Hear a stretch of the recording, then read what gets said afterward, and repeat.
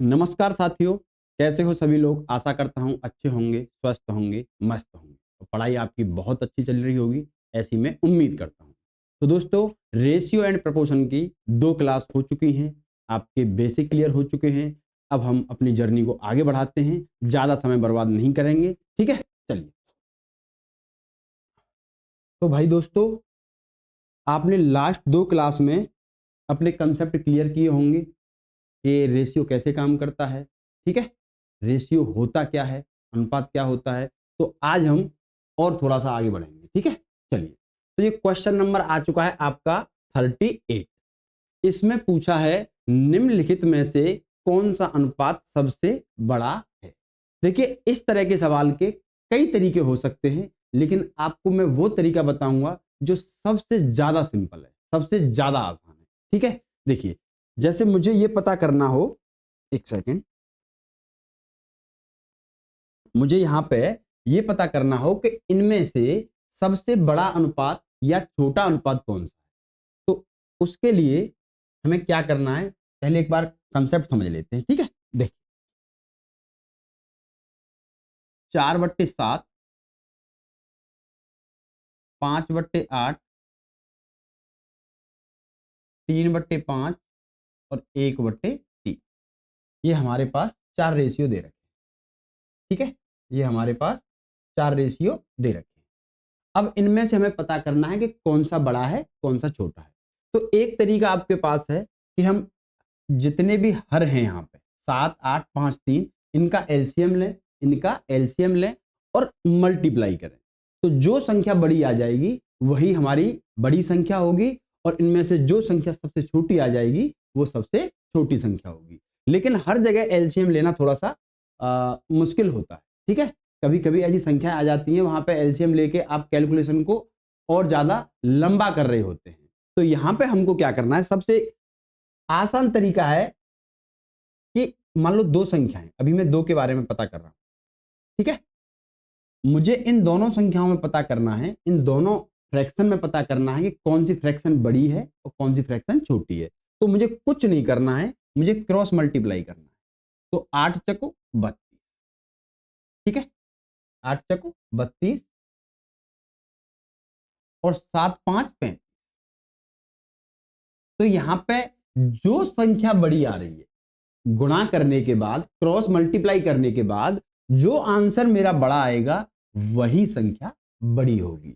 तो यहां पे 35 बड़ा है, तो 5/8 यहां पे बड़ा हो जाएगा 4/7, 4/7 से। जैसे यहां पे 2/3 और 4/7, इसमें मुझे पता करना है कि कौन सी संख्या बड़ी है। तो मैं क्रॉस मल्टीप्लाई करूंगा, 7 दूनी 14 और 4 3 12। तो 14 बड़ा है 12 से, तो इसका मतलब 2/3 बड़ा है 4/7, 2/3 बड़ा है 4/7 से। ये सबसे सिंपल तरीका है, ये सबसे सिंपल तरीका है हमें ऑप्शन एलिमिनेट करने के लिए, हमें ऑप्शन हटाने के लिए। देखिए, अब इस क्वेश्चन को हम कैसे करेंगे, देखिए। अब यहां पे 4/7 है, 5/8 है, 3/5 है और 1/3 है। अब हमें क्या करना है कि पहले इन दोनों में देखते हैं, 8 चको 32 और 7 5 35। हमें बड़ा पूछ रहा है, वो सबसे बड़ा अनुपात कौन सा है। तो यहाँ पे 35 बड़ा है, इसका मतलब ये 5/8 4/7 से बड़ा है, मतलब ये इससे छोटा हो गया, ये इससे छोटा हो गया। अब हम इन दोनों में कंपैरिजन करते हैं, 5 5 25 और 3 अट्ठे 24, मतलब 25 बड़ा है 24 से, 25 बड़ा है 24 से। इसका मतलब 5/8 3/5 से भी बड़ा है। तीन जो 5/8 है वो 3/5 से भी बड़ा है, मतलब ये भी छोटा हो गया, ये भी छोटा हो गया। अभी इन तीनों में 5/8 बड़ा है, क्योंकि 5/8 इससे भी बड़ा है और 5/8 इससे भी बड़ा है, ठीक है? अब हमारे पास ये और ये बचा केवल। तो देखिए, अब हम इनका क्रॉस मल्टीप्लाई करेंगे तो 5 गुणा 3 15 आ जाएगा, 8 गुणा 1 8 आ जाएगा। इसका मतलब 15 बड़ा है 8 से, तो 5/8 इससे भी बड़ा हो जाएगा, मतलब ये भी छोटा हो। 5/8 1/3 से भी बड़ा हो जाएगा, तो हमारा जो फाइनल आंसर आएगा, जो सबसे बड़ा अनुपात है, वो यहाँ पे क्या हो जाएगा, 5/8। मेरा आंसर क्या हो जाएगा, 5/8 यहाँ पे सही आंसर हो जाएगा। तो ऑप्शन एलिमिनेट करके यहाँ पे जैसे चार संख्या है, 5 संख्या है, तो मैं 2-2 करके चेक कर लूंगा और उनमें से एक को हटाता जाऊंगा। अगर वो छोटा पूछेगा तो जो बड़ा होगा उसको हटाते जाएंगे, अगर वो बड़ा पूछ रहा है तो छोटा होगा उसको हटाते जाएंगे। फाइनल में जो सबसे बड़ा मिलेगा वही हमारा यहाँ पे आंसर हो जाएगा। ठीक है भाई, चलिए एक क्वेश्चन और करते हैं, उससे और अच्छे से क्लियर होगा। 2/3, 5/7, 3/4, 5/9 की तुलना करें, कौन सा सबसे छोटा है? तो यहां पे देखिए 2/3, 5/7, 3/4 और 5/9। तो कंपैरिजन करते हैं दो से। पहले मैं इसमें चेक करता हूं, 7 दूनी 14 और 5 3 15। तो छोटा कौन सा है इन दोनों में? 2/3। 14 छोटा है, 14 छोटा है, तो इसका मतलब ये 2/3 से बड़ा हो जाएगा, मतलब 2/3 छोटा हो जाएगा, तो ये तो कैंसिल हो गया। ठीक है, अब इन दोनों में चेक करते हैं। तो 2 × 4 8, 3 × 3 9, तो 8 9 से छोटा है, इसका मतलब 2/3 अभी 3/4 से भी छोटा है। 2/3 इससे तो छोटा हो ही गया, अभी 3/4 से भी छोटा है, मतलब ये भी आंसर नहीं होगा, क्योंकि अभी भी 2/3 3/4 से छोटा है, इससे छोटा हो चुका है, इससे छोटा हो चुका है, मतलब अभी इन तीनों में ये 2/3 छोटा है। अब इसको चेक करते हैं हम 5/9 के साथ। तो देखिए 9 का गुणा 2 से करो, 9 दूनी 18, 5 का गुणा 3 से करो 15, इसका मतलब 15 छोटा है। सॉरी, यहां पे क्या है, 15 18 से छोटा हो जाएगा, 15 18 से छोटा हो जाएगा, क्योंकि 9 का गुणा 2 से करूंगा यहाँ पे, तो 9 दूनी 18 हो गया, 3 का गुणा 5 से करूंगा तो 15 हो गया। तो इसमें से छोटा कौन सा है, 15। तो अब 2/3 में और 5/9 में छोटा हो जाएगा 5/9, ये हमारा ये भी आंसर नहीं होगा, 2/3 भी हमारा आंसर नहीं होगा। यहाँ पे 5/9 सबसे छोटी संख्या होगी, 5/9 यहाँ पे सबसे छोटी संख्या होगी, क्योंकि इन तीनों में सबसे छोटा ये था, और ये और इसमें 2/3 और 5/9 में 5/9 छोटा है, मतलब ये भी बड़ा हो गया इससे, तो सबसे छोटा जो मान होगा वो 5/9 यहाँ पे हो जाएगा। ठीक है, यहां तक कोई दिक्कत? इस तरह से हम बहुत आसान तरीके से निकल जाएंगे, बड़े प्यार से निकल जाएंगे, क्योंकि अब यहाँ पे एलसीएम लेके भी आप कर सकते थे, लेकिन एलसीएम लेके देखो 9 4 7, इसका एलसीएम एक बड़ी संख्या आएगी, फिर इसका भाग देके मल्टीप्लाई करो, फिर उसमें देखो तो काफी टाइम भी लग सकता है। ठीक है, अगर छोटी संख्याएं हो तो एलसीएम से भी आप कर सकते हैं, अदरवाइज आप इस तरह से करेंगे तो ज्यादा बेहतर होगा। अब इसके साथ एक तरीका एक और बताता हूं आपको मैं, चलिए, वो ये है कि देखिए यहां पे 2/3 है और ये है 5/7। ये तरीका उस टाइम पे आप यूज करना जहां मल्टीप्लाई करना, सॉरी यहां पे कंपैरिजन करने में कैलकुलेशन ज्यादा हो रही हो, जैसे यहाँ पे 31 आ जाए, यहाँ 19 आ जाए, यहाँ 11 आ जाए, यहाँ पे 13 आ जाए, तो वहां पे मल्टीप्लाई करना बहुत मुश्किल हो जाएगा। तो उस कंडीशन को मैं बताता हूं। अब ये यहाँ पे आ गया 5/9। ठीक है, अब मुझे आप एक चीज बताइए मैं आपसे कहूं कि 6 5 से बड़ा है, 6 5 से बड़ा है, होता ही है। ठीक है, अगर मैं इसमें 10 का गुणा कर दूं तो 60 भी 50 से बड़ा ही होगा। अगर मैं 10 का गुणा कर दूं तो 60 भी 50 से बड़ा ही होगा। अगर मैं 100 का गुणा कर दूं तो 600 भी 500 से बड़ा ही होगा, 600 भी 500 से बड़ा होगा। इसका मतलब ये हुआ कि यहां पे किसी संख्या का, समान संख्या का अगर दोनों साइड मल्टीप्लाई किया जाए तो वहां पे कोई फर्क नहीं पड़ता। जो संख्या बड़ी होगी वो मल्टीप्लाई होने के बाद भी बड़ी ही होगी, और जो संख्या छोटी होगी वो मल्टीप्लाई होने के बाद छोटी ही होगी। ठीक है, तो यहां पे दोस्तों बस मुझे थोड़ा भाग देने में आसानी हो जाएगी, मैं यहां पे 0 चिपका देता हूं। मैं यहाँ पे क्या करता हूँ, 0 चिपका देता हूँ। अब मैं भाग दे सकता हूँ अच्छे से, कोई दिक्कत नहीं है।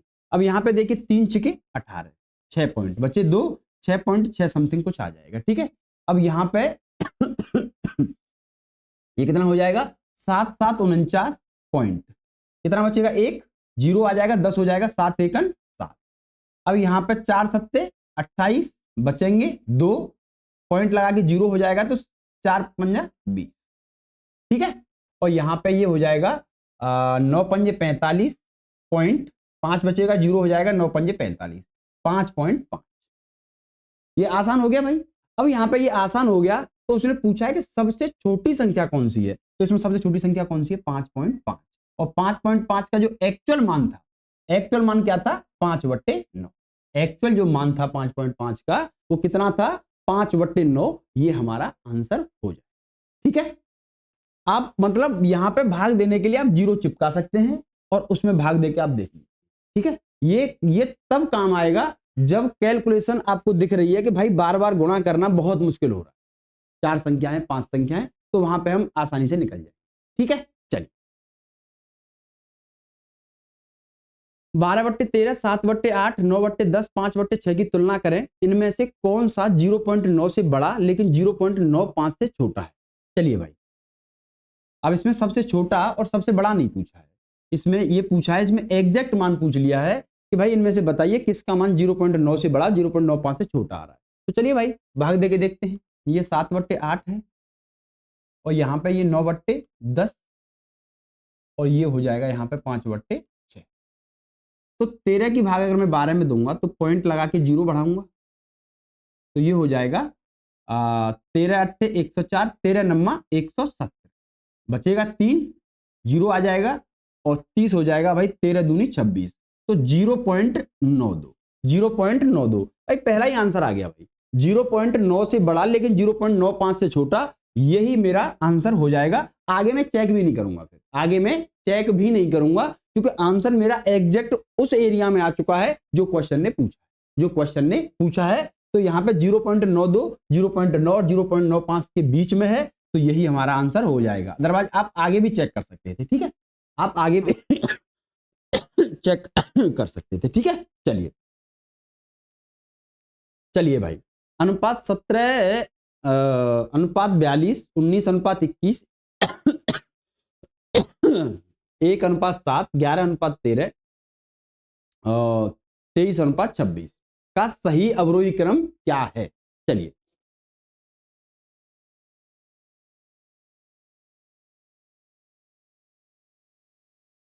चलिए भाई, 17:42,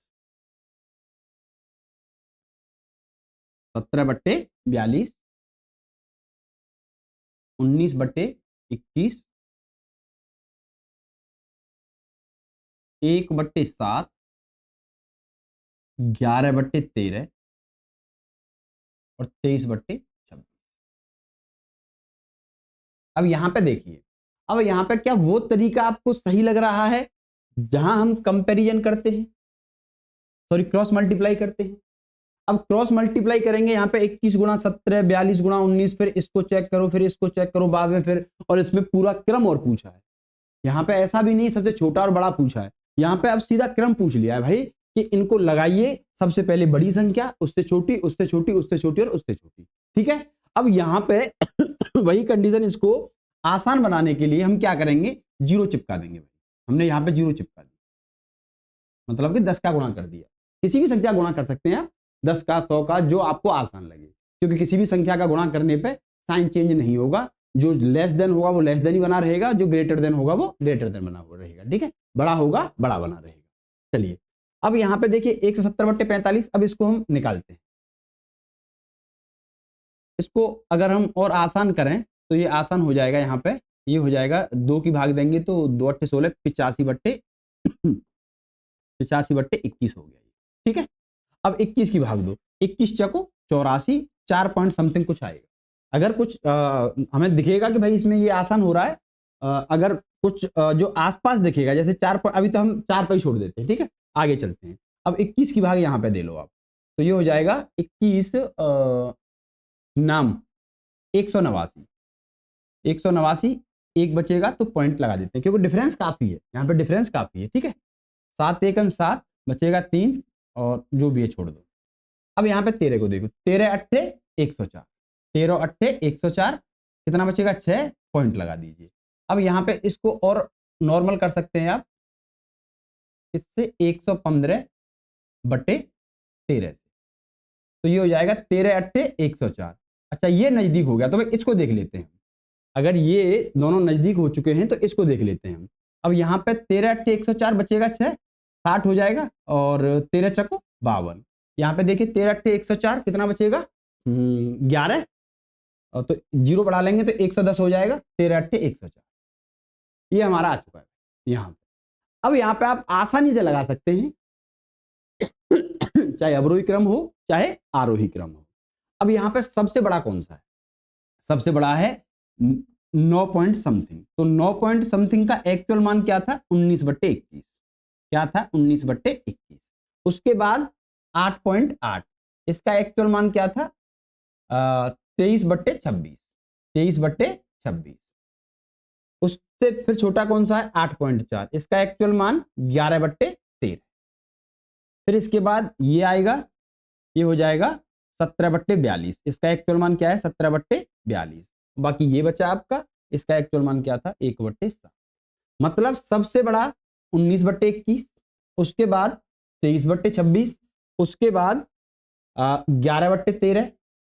अभी तक यहां तक ये दोनों ऑप्शन मैच कर रहे हैं। ठीक है, 11/13 के बाद 17/42 वो इस ऑप्शन में है, वो केवल और केवल सी ऑप्शन में दे रखा है और यही हमारा आंसर हो जाएगा। ठीक है, अगर कंडीशन ऐसी आई, मतलब यहां पे हमें बार बार गुणा करना, क्रॉस मल्टीप्लाई करना बहुत मुश्किल हो जाता भाई, बहुत ज्यादा क्रिटिकल हो जाता, तो ऐसी कंडीशन में हम जीरो चिपका के भाग देना आसान समझते हैं। ठीक है, भाग देना यार खांसी बहुत तेज हो रही है।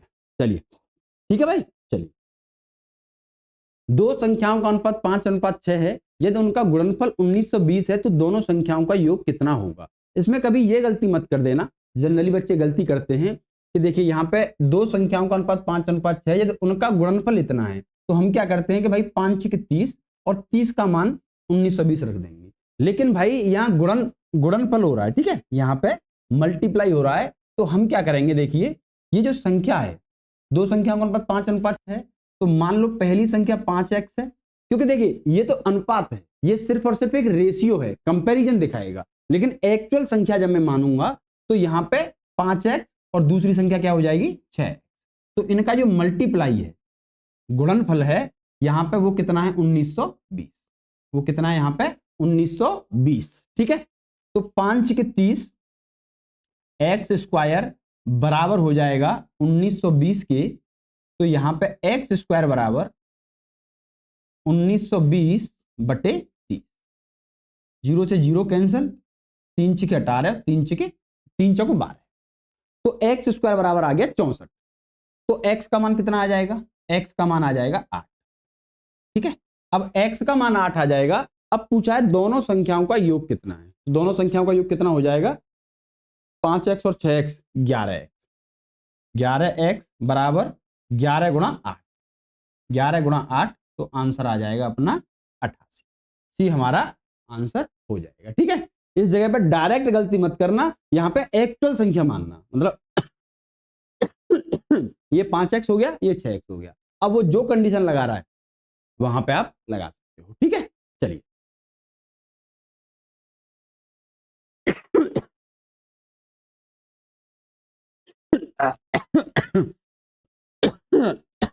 चलिए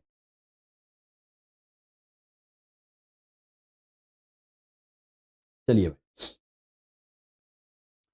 दो संख्याओं का अनुपात 3:1 है, उन संख्याओं के वर्गों का योग 810 है, तो संख्याओं का योग कितना होगा। तो यहां पे मैं संख्या क्या मान लूं, पहली संख्या 3x और दूसरी संख्या 1x। ठीक है, उन संख्याओं के वर्गों का योग, तो इसका वर्ग क्या हो जाएगा 9x²। ठीक है, इसका वर्ग क्या हो जाएगा x², इनका जो योग है वो दे रखा है 810, क्या दे रखा है 810, तो ये हो जाएगा 10x²। अब 10x² का मान है 810, 0 से 0 कैंसिल हो जाएगा, तो x² बराबर हो जाएगा 81, ठीक है, तो x का मान यहां से क्या निकल के आया दोस्तों? 9। यहां से x का मान निकल के आया 9। अब x का मान 9 है तो संख्याओं का योग कितना होगा? तो योग कितना हो जाएगा? 3x और एक 4x। 4x यहां पे योग हो जाएगा, ठीक है, 4x यहां पे योग हो जाएगा। तो 4 गुणा x का मान क्या है? 9, तो 9 गुणा 4 कितना हो जाएगा? 36। तो यहां पे ए हमारा सही आंसर हो जाएगा। ठीक है दोस्तों, यहां पे ए, यहां पे आपका सही आंसर हो जाएगा। चलिए चलिए, दो संख्याओं का अनुपात 3:5 है। यदि उनका गुणनफल 3375 है तो दोनों संख्याओं का योग कितना होगा? सेम क्वेश्चन है। यहां पे संख्या क्या मान लूं मैं? 3x और दूसरी संख्या क्या है? 5। अब इनका जो मल्टीप्लाई है, इनका जो गुणनफल है वो कितना दे रखा है? 3375। 3375। तो 5 3 15, 15x² 15x² बराबर 3375। अब 15 से आप कट कर दो भाई। अब 15 से ये 2 बार, 15 दूनी 30, 3 बचेगा, 7 आ जाएगा, 15 दूनी 30, कितना बचेगा? 7, और 15 गुणा 5 कितना हो जाएगा? 75। तो x² बराबर आ गया 225। 225, तो x का मान कितना आ जाएगा भाई?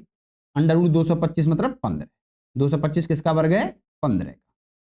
ठीक है, 225 किसका वर्ग है? 15 का। x का मान आ गया 15। अब यहां पे देखिए, दोनों संख्याओं का योग पूछा है। दोनों संख्याओं का योग कितना हो जाएगा? 3x और 5x कितना हो जाएगा? 8x। योग कितना हो जाएगा? 8x। तो 8 गुणा 15, 8 गुणा 15 हमारा आंसर आ जाएगा 120। 120 यहां पे अपना सही आंसर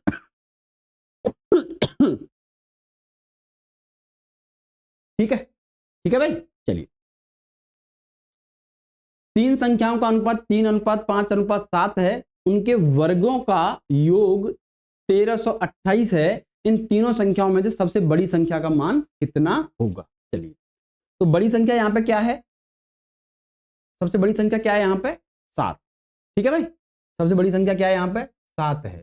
चलिए, रेशियो में, सॉरी, रेशियो में 7 रेशियो है, तो सबसे बड़ी संख्या का मान 7 का मल्टीपल होगा। सबसे बड़ी संख्या का मान 7 का मल्टीपल होगा। 7 का मल्टीपल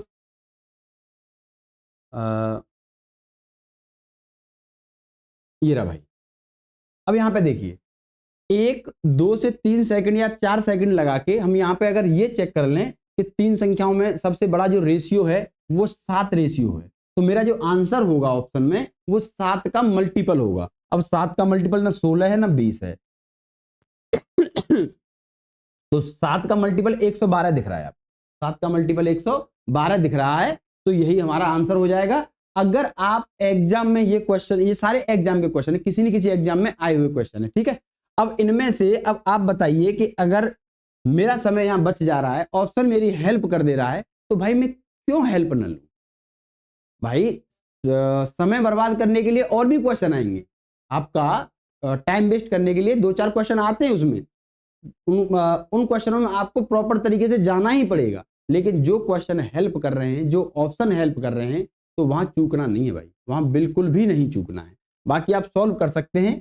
पहली संख्या में 3x मान लूं, दूसरी संख्या क्या हो जाएगी? 5x, और तीसरी संख्या क्या हो जाएगी? 7। ठीक है, अगर मैं इन तीनों का मल्टीप्लाई करूं तो यहां पे आंसर कितना आ रहा है? 1328। 1328। ठीक है, अब यहां से कट कर दो, आप कट करना चाहें तो। 7 एकन 7, कितना बचेगा? 6 62 हो जाएगा, और 7 नाम 63 बचेंगे। अच्छा, ज्यादा हो जाएगा, सॉरी, तो कितना हो जाएगा? 7 8 56, 7 8 56, कितना बचेगा? 62 में अच्छा पूरी तरह से नहीं जा रहा क्या? 7 एकन 7, कितना बचेगा यहाँ पे? 6, 62 हो जाएगा, और ये हो जाएगा 62 7 8 56, कितना बचेगा? 8। नहीं यार, पूरी तरह से तो नहीं जा रहा। अच्छा, वर्गों का योग है, सॉरी सॉरी, यहाँ पे ये वर्गों का योग है दोस्तों। अगर मैं संख्या, मैंने 3x मान ली, और दूसरी संख्या 5x, और तीसरी संख्या 7, ठीक है, इसका वर्ग करूंगा 9x² प्लस इसका वर्ग करूंगा 25x² प्लस इसका वर्ग करूंगा 49x²। इन तीनों का जो जोड़ है, इन तीनों का जो योग है वो कितना है 1328। ठीक है, अब इसको सॉल्व करो आप। 25 और 9 कितना हो जाएगा 34, और 34 और 49 कितना हो जाएगा 83। 83x² बराबर 1328। ठीक है भाई, 1328। अब आप x² का मान निकालिए, कट करो। 83 एकन 83 भाई, कितना बचेगा 12 में से 3 जाएगा 9, और यहाँ कितना बचेगा 2, 12 में से 8 जाएगा 4, और यहाँ 8 आ जाएगा। ठीक है, अब 83 गुणा कितनी बार जाएगा 6 बार, 6 × 18 और 6 × 8 = 48 और 49। ठीक है भाई, तो ये कितना आ गया, ये आ जाएगा 16। कितना आ जाएगा 16। x² का मान अगर 16 है तो x का मान कितना आ जाएगा दोस्तों 4। x का मान कितना आ जाएगा 4 आ जाएगा। अब x का मान 4 आ गया तो बड़ी संख्या का मान कितना होगा, तो बड़ी संख्या का मान यहाँ पे 7 × 28। भाई इसमें मुझे लग रहा है ऑप्शन गलत है। ठीक है, हमारा जो मान यहाँ पे आएगा वो 7x है, तो 7 × 4, तो ये आंसर हो जाएगा 28। ठीक है, मतलब ये भले 112 7 से मल्टीपल था, लेकिन 7 जो आंसर आएगा वो होगा 7 से मल्टीपल ही भाई। ठीक है, यहाँ पे जो आंसर होगा वो 7 का मल्टीपल ही होगा, वो 7 का मल्टीपल ही होगा। ठीक है, तो यहाँ पे आंसर 28 होगा। ये ऑप्शन यहाँ पे गलत दे रखे हैं। ठीक है, 112 120 जो भी है ये ऑप्शन गलत दे रखे हैं। यहाँ पे जो सही आंसर होगा वो 28 होगा। ठीक, चलिए अब यहाँ पे देखिए भाई एक ये नया कंसेप्ट, 3 6 12 और b लगातार समानुपात में है तो b का मान ज्ञात कीजिए। चलिए समानुपात के बारे में समझते हैं।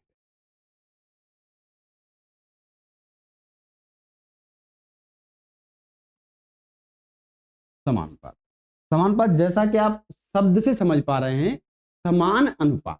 समान अनुपात, जब दो अनुपात अगर बराबर हो जाएं, जैसे a और b, c और d के बराबर हो जाएं, सॉरी a/b, a अनुपात b, c अनुपात d, दो अनुपात हैं भाई, दो रेशियो हैं। जब ये बराबर हो जाएंगे, जब ये बराबर हो जाएंगे तो हम कह पाएंगे कि a अनुपात b, c अनुपात d दोनों समान अनुपात में, दोनों समान अनुपात में हैं। तो इसका मतलब ये हुआ जो बराबर वाला चिन्ह है, जो बराबर वाला चिन्ह है वो यहाँ पे इस तरह से यूज किया जाता है, इस तरह। ठीक है, जो बराबर वाला चिन्ह है वो इस तरह से यूज किया जाता है, जैसे a अनुपात b c अनुपात d के बराबर है, मतलब समान अनुपात में। ठीक है भाई, a अनुपात b c अनुपात d के समान अनुपात में है, मतलब ये दोनों अनुपात समान है, ये दोनों अनुपात समान है। जैसे मैं आपसे कहूं 2/3 बराबर है 4/6 के, 2/3 बराबर है 4/6 के, तो मैं कह सकता हूं कि ये दोनों अनुपात बराबर है। संख्या ही तो चेंज हुई है, अनुपात तो बराबर है। चलिए, तो जब दो अनुपात बराबर हो जाए तो उस कंडीशन में हम कहेंगे कि ये दोनों अनुपात समान अनुपात में है। अब यहां पे आपने एक चीज देखी होगी, ये बराबर है, ये बराबर है, तो जब बराबर हैं तो बताइए a का मल्टीप्लाई अगर मैं मल्टीप्लाई d से करूंगा, b का c से करूंगा, तो a का गुणा d से बराबर होगा c का गुणा b से, c का गुणा b से। अगर ये दोनों बराबर हैं तो a का गुणा अगर मैं d से करूंगा, b का गुणा c से करूंगा, तो ये दोनों बराबर हो जाएंगे। तो मैं यही कहना चाह रहा हूं कि अगर a का गुणा, अगर यहां पे a का गुणा अगर मैं a का गुणा d से करता हूं और b का गुणा c से करता हूं, a का गुणा d से करता हूं, b का गुणा c से करता हूं, तो वो दोनों बराबर हो। ठीक है, ये आप अच्छे से याद कर लेना भाई कि जो पहले वाला है और अंतिम, मतलब कि फोर्थ टर्म, चौथा टर्म, और जो बीच वाले हैं, उन दोनों का गुणा और ये पहले और आखिरी यहाँ इन दोनों के गुणा के बराबर। ठीक है भाई, जब संख्याएं समान अनुपात में होती हैं, चार संख्याएं जब समान अनुपात में होती हैं तो वहां पे पहले का गुणा आखिरी से बराबर होगा बीच के दोनों गुणा, बीच के दोनों गुणाओं से। अब यहाँ पे ये दोनों बराबर हैं, ये अनुपात बराबर है, तो देखिए यहाँ पे 6 दूनी 12 बराबर 4 3 12, मतलब दो अनुपात बराबर होंगे तभी जब इनका क्रॉस मल्टीप्लाई बराबर हो। ठीक है, दो अनुपात बराबर तब होंगे जब इनका क्रॉस मल्टीप्लाई यहाँ पे दोनों आपस में बराबर हो। क्लियर भाई यहां तक? चलिए अब यहाँ पे क्वेश्चन समझ लेते हैं। चलिए, ए 3 6 12 और बी लगातार समान अनुपात में, 3 6 12 और बी ये समान अनुपात में है, मतलब 3:6 समानुपात 12:बी। ठीक है भाई, ये लगातार समानुपात में है, तो बी का मान बताइए। तो मैंने क्या बताया है, इन दोनों का गुणा 3 गुणा बी 3 भी हो जाएगा, बराबर होगा इन दोनों के गुणा के, तो 12 गुणा 6, 12 गुणा 6, 3 से ये कट कर दो आप, 3 दूनी 6, तो बी का मान आ जाएगा 24। बी का मान कितना आ जाएगा 24, और उसने बी का मान पूछा है तो हमारा आंसर हो जाएगा 24। ठीक है, बस ये याद रखना है कि समान अनुपात में पहले का गुणा आखिरी वाले से वो बराबर होगा बीच के दोनों के गुणनफल, बीच के दोनों के गुणनफल। ठीक है, चलिए अब यहां पे देखिए 0.3 अनुपात 4.8 समानुपात 0.2 अनुपात x का मान पूछा है। तो यहां पे इन दोनों का जो मल्टीप्लाई है, इन दोनों का जो गुणा होगा वो बराबर होगा इन दोनों के गुणा, तो 4.8 गुणा 0.2। ठीक है भाई, 0.2। अब पॉइंट से एक पॉइंट कैंसिल हो जाएगा, 3 से यहाँ पे 16 बार, 16 48, तो x बराबर 16 गुणा 0.2 हो जाएगा 32, और एक अंक बाद पॉइंट लग जाएगा, x का मान आ जाएगा यहाँ पे 3.2। x का मान कितना आ जाएगा 3.2। चलिए, किसी समानुपात में पहली दूसरी और चौथी संख्याएं क्रमशः 31 12 156 हैं, तो तीसरी संख्या ज्ञात कीजिए। मतलब चारों संख्याएं समान अनुपात में हैं, लेकिन पहली दूसरी और चौथी संख्या है, मतलब तीसरी अभी गायब है, तीसरी अभी यहां पे है नहीं। तो 31 12, तीसरी x मान लेता हूं, और चौथी हो जाएगी 156, और ये किसमें है भाई समान अनुपात, ये किसमें है, ये समान अनुपात में। ठीक है, ये समान अनुपात में है। तो मैंने क्या बताया था, इन दोनों का जो गुणा है, इन दोनों का गुणनफल इन दोनों के गुणनफल के बराबर हो। ठीक है, पहला आखिरी का गुणनफल इन दोनों के गुणनफल के बराबर होगा, तो 12 गुणा x मतलब 12x बराबर हो जाएगा 156 गुणा 31। ठीक है भाई, 156 गुणा 31। चलिए, तो ये 12 से आप कट करो, 12 एकन 12, 3 बचेगा, 12 3 36, और 13 गुणा 31 कितना हो जाएगा, 13 एकन 13, 13 3 39 और 1 4, तो x का मान आ जाएगा 430। x का मान कितना आ जाएगा 430। ठीक है, चलिए एक सेकंड भाई।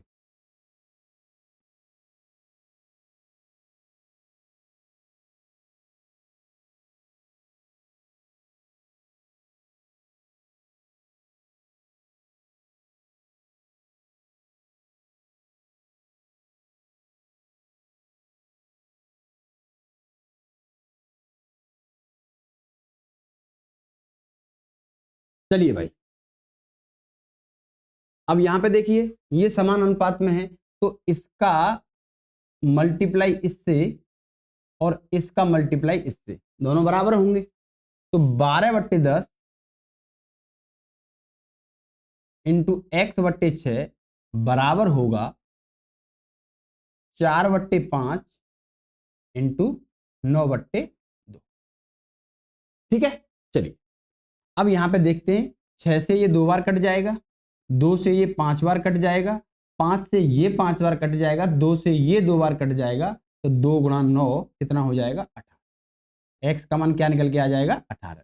भाई प्रैक्टिस में कोई कमी नहीं छोड़ूंगा मैं, चाहे मुझे एक क्वेश्चन ज्यादा कराना पड़ जाए, लेकिन कोई भी टाइप किसी तरह का जो क्वेश्चन बन सकता है एग्जाम में, एक सिंगल क्वेश्चन नहीं छोड़ूंगा। आपको भी लग रहा होगा कि मैं एक एक इसी तरह के 3-4 सवाल करा दिए, भाई मैं बोल रहा हूं कि कभी पॉइंट में भी बनेगा, कभी सवाल पॉइंट पे भी बनेगा, कभी क्वेश्चन बट्टे में भी बनेगा। तो क्वेश्चन कोई भी नहीं छोड़ना है, भले 1-2 क्वेश्चन एक्स्ट्रा करा दूं मैं, लेकिन एक भी क्वेश्चन ऐसा नहीं होगा जिसको मैं न कराऊं, जो किसी एग्जाम में आ सकता है। ठीक है, बाद में आपको ये ना हो कि भाई इस टाइप का क्वेश्चन तो हमने देखा ही नहीं। ठीक है, चलिए, तो पेशेंस रखना। यदि दो वर्गों के क्षेत्रफल का अनुपात 4:9 है तो उनकी संगत भुजाओं का अनुपात कितना होगा? चलिए भाई, इस तरह के क्वेश्चन भी बहुत बनते हैं। वर्ग यहां पे एक अगर स्क्वायर है, उसकी साइड अगर ए है, तो उसका जो एरिया होता है वो क्या होता है? साइड का स्क्वायर। भुजा गुणा भुजा मतलब भुजा स्क्वायर। ठीक है भाई, चलिए, दो वर्ग है, उनका क्षेत्रफल का अनुपात दे रखा है 4:9। पहले मैं आपको बेसिक से करा दूं, फिर डायरेक्ट बताऊंगा कि इस तरह के क्वेश्चन को कैसे करें। तो यहां पे देखिए, अब मान लेता हूं पहले वर्ग का क्षेत्रफल, पहले वर्ग की साइड है A1, तो इसका क्षेत्रफल क्या हो जाएगा? A1 स्क्वायर भुजा का वर्ग अपॉन दूसरे वर्ग की भुजा मान लेता हूं A2, तो इसका क्षेत्रफल कितना हो जाएगा? A2 square. दोनों साइड होगी भाई। अब इनका जो अनुपात दे रखा है वो दे रखा है 4/9। 4/9। तो बताइए, दोनों स्क्वायर हैं, अगर इनको मैं राइट हैंड साइड में ले जाऊंगा, अगर मैं भुजाओं का अनुपात निकालूंगा, यहाँ पे साइड का अनुपात निकालूंगा, तो जो वर्ग है वो राइट हैंड साइड में जाके अंडर रूट हो जाएगा, और अंडर रूट अगर होता तो वो क्या हो जाता? वो स्क्वायर हो जाता। तो यहाँ पे A1 और A2 का जो अनुपात आएगा वो आएगा √4/9, मतलब कि 2/3, मतलब कि 2/3। ठीक है, तो यही उसने पूछा है कि उनकी संगत भुजाओं का अनुपात क्या होगा, तो वो हो जाएगा 2:3। मतलब ये हुआ कि जहां एरिया है, जहां एरिया है, जब एरिया से मैं साइड की तरफ आऊंगा, एरिया से जब मैं साइड का रेशियो पूछूंगा तो वहां पे मैं अंडर रूट कर दूंगा। अगर साइड से स्क्वायर की तरफ जाता, अगर साइड का रेशियो दे रखा है, साइड का रेशियो दे रखा है और मुझे एरिया का रेशियो पूछ रहा है, तो मैं इसका जस्ट स्क्वायर कर दूंगा, जस्ट इसका स्क्वायर कर दूंगा, तो मेरा क्या निकल के आ जाएगा? एरिया का रेशियो निकल के आ जाएगा। ठीक है भाई, चलिए, यदि दो गोलों के पृष्ठीय क्षेत्रफल का अनुपात 49:25 है, तब उनके आयतन का क्या अनुपात होगा? देखिए, गोले का पृष्ठीय क्षेत्रफल, गोला का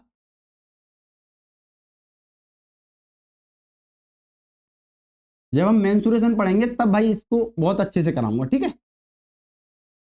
जो गोला का पृष्ठीय क्षेत्रफल होता है वो होता है भाई 4πr²। क्या होता है?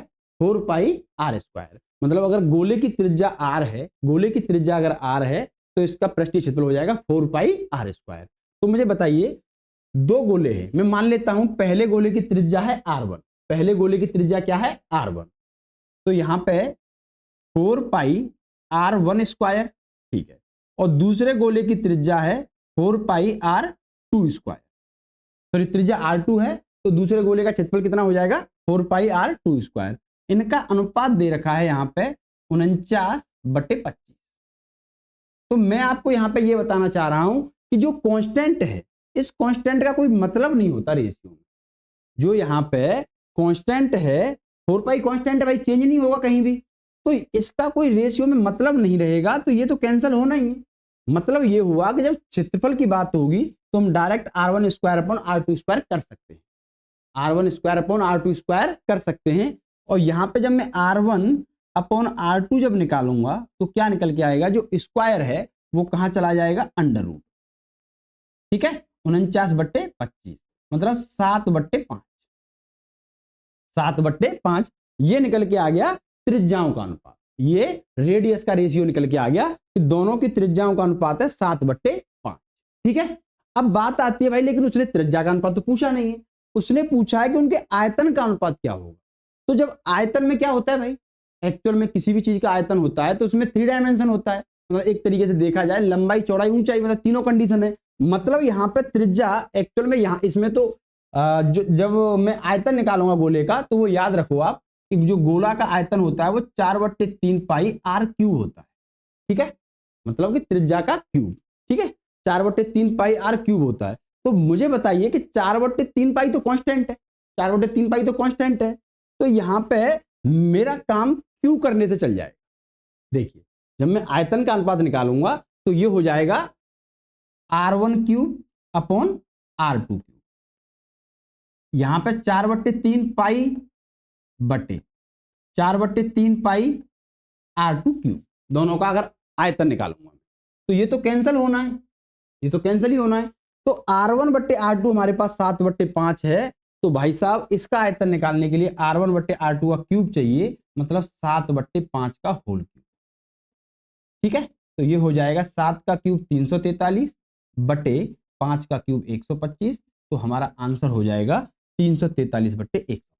ठीक है, अब इस ये सारी चीजें बेसिक से मैंने इसलिए बताई है कि यहाँ पे ये कांस्टेंट से कांस्टेंट कट जाएगा, इससे कोई मतलब नहीं है, लेकिन आपको पता होना चाहिए कि जब हम वॉल्यूम निकालेंगे, जब हम आयतन निकालेंगे तो त्रिज्याओं का क्यूब कर देंगे, और जब हम क्षेत्रफल निकालेंगे तो त्रिज्याओं का स्क्वायर कर देंगे, और जब हमें क्षेत्रफल से त्रिज्या निकालनी है तो वापस से अंडर रूट लगा देंगे। और अगर हमारे पास आयतन का अनुपात दे रखा है, मान लो ये अनुपात दे रखा होता, मान लो क्वेश्चन में ये दे रखा होता कि भाई उनके आयतन का अनुपात 343/125 है, तो बताइए उनकी त्रिज्याओं का अनुपात क्या होगा। तो भाई हमें पता है कि ये क्यूब है, और त्रिज्याओं को लाने के लिए हमें क्या करना पड़ेगा, क्यूब रूट, घनमूल। ठीक है, तो क्या करना पड़ता, क्यूब रूट निकालना पड़ता है, इसका घनमूल निकालना पड़ता। तो 343 और 125 का जो यहाँ पे घनमूल आएगा वो कितना आ जाएगा, 7/5।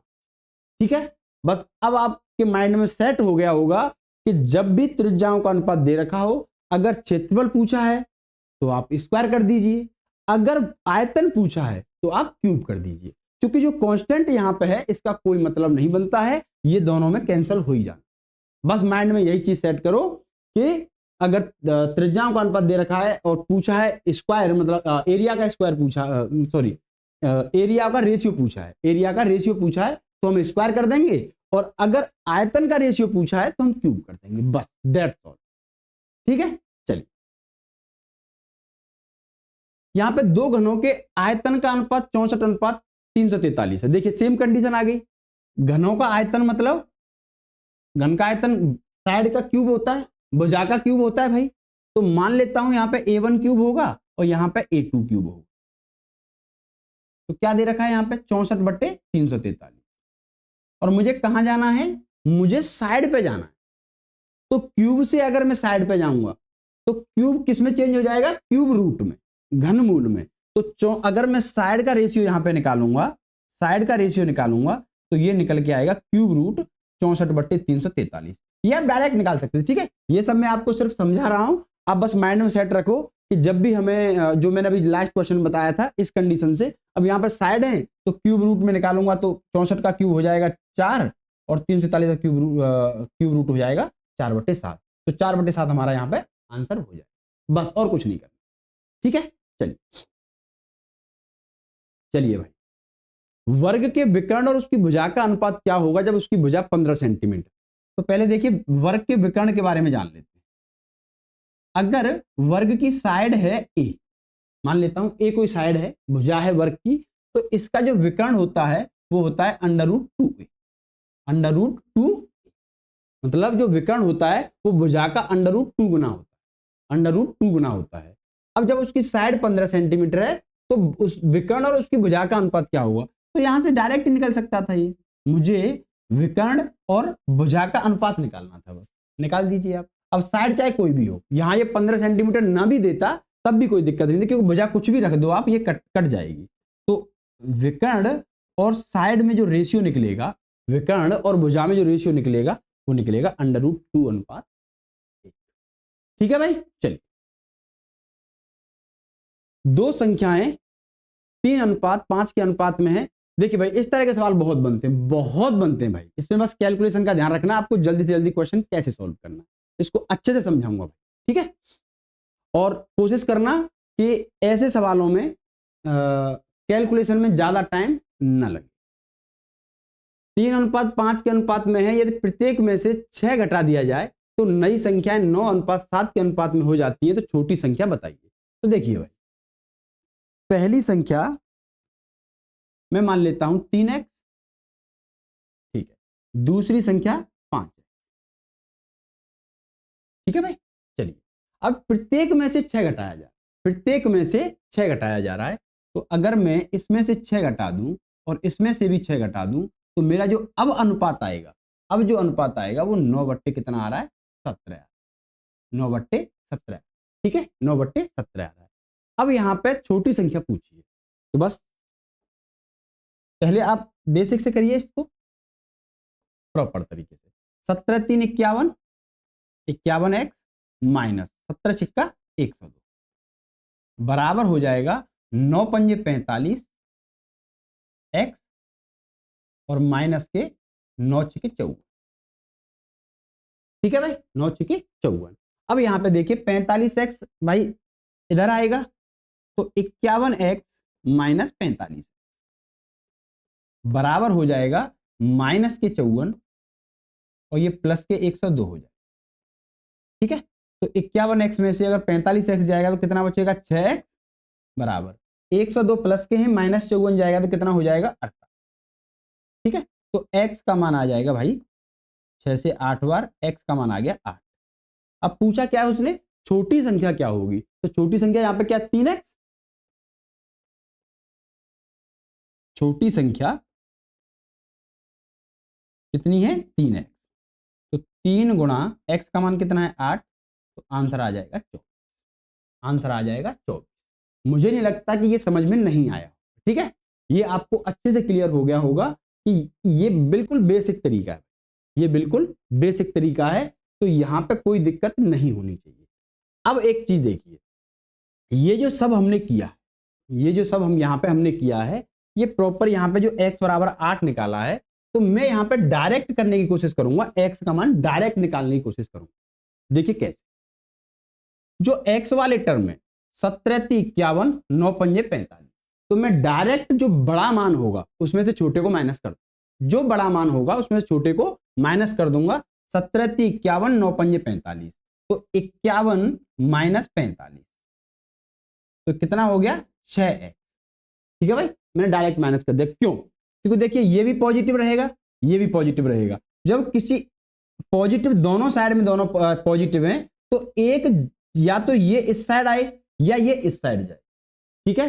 तो एक को माइनस होना ही पड़ेगा, एक को माइनस होना ही पड़ेगा। तो उस कंडीशन में घटना तय है, उस कंडीशन में दोनों में से एक का घटना तय है। और मैं ये कह रहा हूं कि बड़े में से हमेशा छोटा घटाना, बड़े में से हमेशा छोटा घटाना। क्यों, क्योंकि यहां पे आप वैसे भी सॉल्व करोगे, अगर आप छोटे में से बड़ा भी घटाओगे तो यहां भी माइनस आ जाएगा, यहां भी माइनस आ जाएगा, माइनस से माइनस कट जाएगा, कोई मतलब नहीं बनेगा। मैं बस आपको समझा रहा हूं कि बड़े में से यहां पे छोटा घटा। तो यहां पे 51 में से 45 गया, 6x बराबर 17 छिक्का 102, 9 छिक्का 54, 9 छिक्का 54, 17 छिक्का 102। तो 102 में से 102 बड़ा है, 102 में से 54 जाएगा तो कितना बचेगा, 48। तो मैं डायरेक्ट मान निकाल रहा हूं x का, कितना आ जाएगा, ठीक है। ये डायरेक्ट मान निकाल रहा हूं, x बराबर 8 आ जाएगा। देखिए अब यहां पे एक डाउट और आएगा, क्योंकि डाउट नहीं रहना चाहिए भाई। ऐसा ना हो कि कल को क्वेश्चन एग्जामिनर क्वेश्चन घुमा दे और आप यहां रटी हुई चीजें सेट कर दो, फिर आप वहां क्वेश्चन गलत हो जाए। चीजों को समझो। ये मैंने आपस में माइनस क्यों कर दिए पता है आपको, मैंने माइनस इसलिए कर दिए हैं कि इस साइड भी माइनस है और इस साइड भी माइनस है, तो एक कहीं भी जाएगा, या तो ये इधर जाएगा या ये इधर आएगा, तो माइनस होना तय है, एक का घटना तय है, क्योंकि ये माइनस होगा प्लस हो जाएगा उधर जाके, तो एक प्लस एक माइनस घट जाएगा भाई। अगर ये इधर आएगा तो भाई साहब ये प्लस हो जाएगा, ये माइनस प्लस, घटना तय है, ठीक है। अगर यहां पे ये प्लस होता, दोनों यहां पे ये दोनों प्लस होते, तब भी क्या होता भाई, ये प्लस और ये प्लस, तब भी घटना तय था, तब भी घटना तय था। लेकिन ये याद रखना कि अगर एक माइनस है और दूसरा प्लस है, ये क्वेश्चन के थ्रू कराऊंगा मैं, अगर एक माइनस है यहां पर एक प्लस, तो वहां पे जो हम दोनों माइनस कर रहे हैं इस कंडीशन में, इसमें तो माइनस ही होगा क्योंकि ये तो दोनों पॉजिटिव ही हैं, यहां पे इसमें तो माइनस ही होगा एक्स वाले टर्म में, लेकिन मैं इस टर्म की बात कर रहा हूं, मैं केवल इस टर्म की बात कर रहा हूं कि अगर एक माइनस है और एक प्लस, तो इस कंडीशन में हमको जोड़ देना। अगर हमें जरूरत पड़ेगी, वैसे तो ज्यादातर क्वेश्चन तो इसी कंडीशन पर बनते हैं कि दोनों माइनस होंगे या दोनों प्लस होंगे, तो आपको घटाना ही है, आपको घटाना ही है, ठीक है। लेकिन अगर कभी भी आपका डाउट क्लियर करने के लिए कभी ऐसा भी हो जाए कि एक में घटा रहा हो दूसरे में जोड़ रहा हो, तो उस कंडीशन भाई एक माइनस हो जाएगा और एक यहाँ पे प्लस हो जाएगा। तो भैया माइनस को मैं इधर ले जाऊंगा तो ये प्लस पहले से ही था, तो माइनस और प्लस वो दोनों प्लस हो जाएंगे, ऐड हो जाएंगे। या फिर इसको अगर मैं इधर लेके आऊंगा तो ये प्लस का है, अगर इसको माइनस कर दूंगा तो दोनों माइनस माइनस हो जाएंगे, फिर भी ऐड होने, ठीक है। चलिए, तो यहां पे x का मान 8 आ गया, आप डायरेक्ट वैल्यू पुट कर। चलिए, अब यहां पे देखिए 19:24 दो संख्याओं का अनुपात। मैं संख्या मान लेता हूं 19x और दूसरी संख्या है यहां पे 24। इन दोनों का अनुपात है 19:24 है। यदि प्रत्येक संख्या में से 36 घटा दिया जाए, भाई साहब 36 मैंने यहां माइनस कर दिया, बराबर अनुपात हो जा रहा है 3:4। अनुपात क्या हो जा रहा है? 3:4। चलिए, अब यहां पे आप सॉल्व कर लो, ठीक है। अब यहां पे आप सॉल्व कर लो, तो 19 गुणा 4 76x माइनस 36 गुणा 4 144 बराबर 24 3 72x माइनस 36 3 108, ठीक है। 72x को इधर लेके आइए भाई, 76x में से अगर 72x जाएंगे तो 4x बचेगा और माइनस 144 को उधर ले जाओ तो 144 प्लस के हो जाएंगे और माइनस के 100, ठीक है। तो 4x बराबर आ जाएगा आपका 14 में से 8 गया 6 और ये हो जाएगा आपका 36। क्या हो जाएगा? 36 हो जाएगा भाई, ठीक है। तो x का मान आ गया यहां से 9। अब x का मान अगर 9 आ गया, पूछा क्या है उसने? संख्याओं का योग ज्ञात कीजिए। तो संख्याओं का योग कितना है? 19 और 24। योग कितना है टोटल? 19 प्लस 24 कितना हो जाएगा भाई? 43। कितना हो जाएगा? 43x और 43 गुणा 9, 9 3 27, 2 बचेगा, 9 चौको 36 और 2, ठीक है भाई। 387 हमारा यहाँ पे आंसर हो जाएगा। 387 हमारा यहाँ पे आंसर हो जाएगा, ठीक है। ये सब किया है। अब उस कंडीशन से आप देखिए, बस कुछ नहीं करना आपको। 19 का गुणा 4 से करो, जो x वाले टर्म है। 19 चौको 76 और 24 3 72। बड़ा कौन सा है? 76। तो 76 में से डायरेक्ट आप 72 घटाइए, ठीक है, बराबर। अब यहां पे 36 गुणा 4 144, 36 गुणा 3 108। बड़ा कौन सा है? 144। तो 144 में से आप माइनस कर दीजिए 108, बस आपका मान निकल के आ गया 4x बराबर 36। तो x का मान आ गया भाई 9, ठीक है। x का मान यहाँ पे 9 आ गया। अब ये घटाया क्यों हमने? ये तो घटाना ही है। ये क्यों घटाया है? क्योंकि दोनों चिन्ह समान है, यहाँ भी माइनस यहाँ भी। मतलब आप ज्यादातर क्वेश्चन में जहां या तो घटा रहा हो या ऐड कर रहा हो, ठीक है, या तो घटा रहा हो या ऐड कर रहा हो, तो उस कंडीशन पर सीधा आपको डायरेक्ट मान निकाल देना है, x बराबर 9, ठीक है। चलिए, अब एक चीज और समझ लेते हैं भाई। ये तो आपका बेसिक तरीका हो गया, जहां से हमें ये भी बेसिक से निकल के आ रहा है। ऐसा नहीं है ये शॉर्ट ट्रिक है, शॉर्ट ट्रिक कुछ नहीं होता भाई, सारी चीजें बेसिक से निकलती है, ठीक है। तो यहां पर डायरेक्ट निकल के आ गया। लेकिन अब आपको एक चीज और बता देता हूं।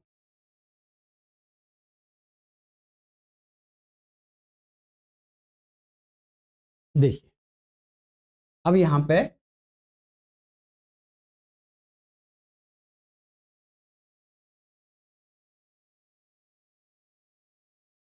एक चीज समझना, ये काफी हेल्प करेगा। एक बार अगर माइंड में सेट हो गया तो ये बहुत ज्यादा हेल्प करेगा, ठीक है। क्वेश्चन को सेकंडों में निपटा देगा। अगर मुझे आप एक चीज बताइए, एक संख्या 100 है और दूसरी संख्या है 200। इन दोनों का डिफरेंस क्या है? 100। इन दोनों का डिफरेंस क्या है? 100। अगर मैं इसमें कोई संख्या ऐड कर दूं, मैंने 100 मतलब 20 ऐड कर दिया, यहाँ पे 120 हो गया, यहाँ पे भी मैंने 20 ऐड कर दिया, 220 हो गया। तो बताइए अब डिफरेंस कितना हो गया? 100 ही है, डिफरेंस 100 ही रहेगा, ठीक है। अगर मैंने मान लो 50 ऐड कर दिया, 100 में 50 ऐड कर दिया और 200 में भी 50 ऐड कर दिया, मतलब दोनों में समान संख्या ऐड कर रहा हूं, दोनों में समान संख्या ऐड कर रहा हूं, तो यहां पे अब डिफरेंस कितना होगा?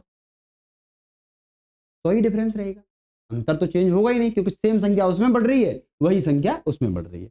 अच्छा, अब मैं 100 में से माइनस कर रहा हूँ, 100 में से 30 माइनस कर दिया, 70 हो गया। 100 में से 30 माइनस कर दिया, 70 हो गया। अब 200 में से 30 माइनस करूंगा तो कितना हो जाएगा, 170। तो अब यहां पे देखिए डिफरेंस कितना है, 100 का। तो इससे एक चीज समझ में आई, अगर समान संख्या ऐड की जाए या माइनस की जाए तो दोनों संख्याओं में डिफरेंस हमेशा बराबर रहेगा। ठीक है, डिफरेंस हमेशा बराबर रहेगा। अब समझिए इसको, चलिए। लेकिन ये तब है जब समान संख्या ऐड की जाए और समान संख्या माइनस की जाए। तो यहां पे भाई समान संख्या घटाई जा रही थी, 36 घटाया जा रहा, ठीक है। तो यहां पे पहले अनुपात कितना था, 19:24, ठीक है भाई। बाद में कितना हो गया, 3:4। बाद में कितना हो गया, 3:4। अब भाई मुझे ये बताइए कि पहले 19:24 था, घटाने के बाद हो गया 3:4। तो यहां पे क्या डिफरेंस सेम रहा होगा, डिफरेंस तो सेम ही रहा होगा दोनों कंडीशन में। तो यहां पे डिफरेंस कितने का है, 5 का, और यहां पे डिफरेंस कितने का है, 1। तो भाई डिफरेंस तो अलग अलग है, तो डिफरेंस क्या करना पड़ेगा, इक्वल करना पड़ेगा। डिफरेंस यहां पे हमें इक्वल करना पड़ेगा। तो डिफरेंस को इक्वल करने के लिए मैं यहां पे 5 का गुणा कर दूं, 5 का गुणा हो गया तो कितना हो गया, 15:20। तो देखिए भाई 5 का डिफरेंस हो चुका है, और यहां भी 5 का है, तो डिफरेंस तो सेम है। अब जब डिफरेंस सेम हो गया, अब आप देख लीजिए, अब यहां पे 19 से कितना हुआ, ये 4 कम हुआ, तो यहां भी 4 ही कम हुआ है भाई, क्योंकि समान संख्या घटाई गई है भाई, तभी तो डिफरेंस तभी तो बराबर है जब समान संख्या घटाई गई है, डिफरेंस तभी तो बराबर है। तो यहां पे कितना कम हुआ है, 4, और 4 का मान कितना है, 36। भाई ये तो अनुपात में हो गया, 4 किसमें कम हुआ है, अनुपात में, लेकिन एक्चुअल तो 4 का मान 36 है, तो 1 का मान कितना आ गया, 9। और जब 1 का मान 9 आ गया तो संख्याओं का योग कितना है, तो संख्या कितनी है भाई यहाँ पे, ये 19 + 24, मतलब 19 संख्या थी और दूसरी संख्या 24 थी, तो 19 और 24 कितना हो गया, 43। तो 43 का मान कितना हो जाएगा, 43 × 9, 43 × 9, 9 × 27, 9 × 36, और 2 38, बस खत्म। ठीक है भाई, ये अगर कंसेप्ट आपकी समझ में आ गया तो भाई ये चुटकियों के सवाल, बशर्ते एक चीज याद रखना कि इनका जो घटाया जा रहा है या जोड़ा जा रहा है वो सेम होना चाहिए। अगर सेम नहीं है, अगर सेम नहीं है तो फिर कोई दिक्कत ही नहीं है भाई। अब यहां पे अगर सेम नहीं है तो फिर तो जो हमारा बेसिक मेथड है उससे करेंगे आराम से, कोई दिक्कत ही नहीं है, फिर तो आराम से उससे करेंगे, कोई दिक्कत नहीं है भाई उसमें। ठीक है, कक्षा एक्स के 3 सेक्शन ए बी सी में विद्यार्थियों का अनुपात है 5:4:7। ठीक है भाई, ए में 5x, बी में 4x, और सी में 7। ठीक, अब ए बी सी में क्रमशः 15, 16 और 9 नए विद्यार्थी प्रवेश दिया जाता है। भाई ए में 15 को ऐड किया है, बी में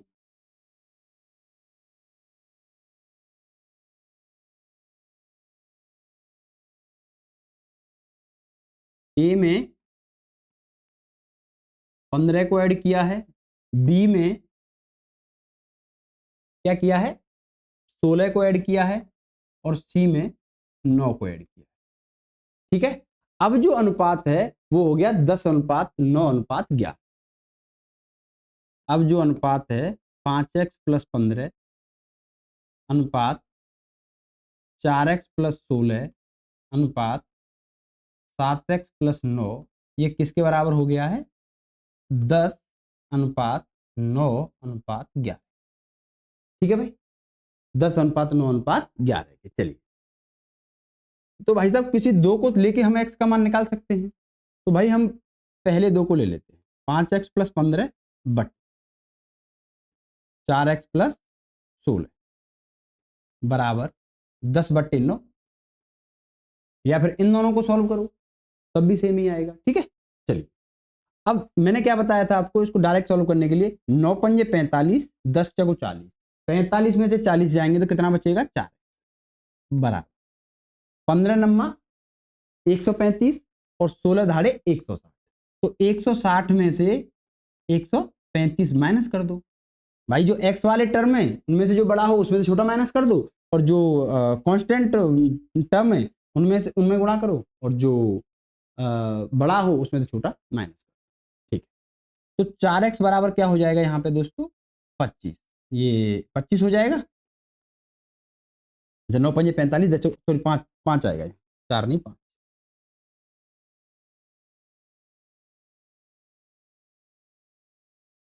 चलिए ये 5x और यहाँ पे भी ये 5, तो x का मान आ जाएगा 5। ठीक है भाई, x का मान कितना आ गया यहाँ पे? 5। अब पूछा क्या है उसने? नए प्रवेश के बाद कक्षा x में विद्यार्थियों की कुल संख्या क्या है।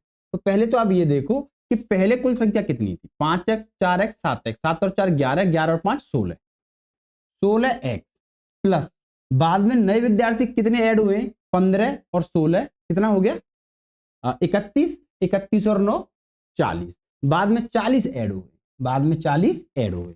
तो 5 यहां पर रखिए भाई, 16 गुणा 5 और प्लस 40, तो 16 पंजे 80, 80 और 40 120 यहां पे हमारा सही आंसर हो जाएगा। 120 यहां पे हमारा सही आंसर हो जाएगा। बताइए भाई कोई दिक्कत हो तो, यहां पे कोई भी दिक्कत हो तो आप बाद में कमेंट बॉक्स में कमेंट कर देना, उसका सॉल्यूशन आपको नेक्स्ट क्लास में मिल जाएगा। ठीक है, चलिए वह संख्या ज्ञात कीजिए जिसे 15:19 के अनुपात के पदों से घटाया जाना चाहिए ताकि उसे 3:4 के बराबर बनाया जा सके। कोई दिक्कत नहीं भाई, ऐसे क्वेश्चनों को आप डायरेक्ट ऑप्शन से सॉल्व करो। इसमें से कौन सी संख्या घटाई जाए कि अनुपात 3:4 बन जाए। अब बताइए 15 में से एक चीज देखिए आप कि यहाँ पे अगर आप नॉर्मली, वैसे आप बेसिक से जाएंगे, एक बार आप बेसिक से जाइए, मैं तो आप 15x/19x उसमें से कोई भी संख्या आप माइनस करोगे। लेकिन मैं मान लेता हूं कि संख्या एक 15 है, दूसरी संख्या 19 है। मैंने यही मान ली कि एक संख्या 15 है, दूसरी संख्या 19 है। तो 15 में से अगर मैं 5 माइनस करता हूं तो 10 बचेगा, 19 में से 5 माइनस करता हूं तो 14 बचेगा। ठीक है, तो क्या 10 और 14 का अनुपात 3:4 बन सकता है? नहीं बनेगा। ठीक है, 15 में से 2 13, क्या बन सकता है 3:4? नहीं बन पाएगा भाई। 19 में से 2 गया 17, ये भी नहीं बनेगा। 15 में से अगर 3 जाएगा तो भाई 12 अनुपात, 19 में से अगर 3 जाएगा तो 16। तो इसको अगर मैं कैंसल आउट करूंगा तो 4 3 12 अनुपात 4 चक 16। भाई ये हमारा सही आंसर हो जाएगा।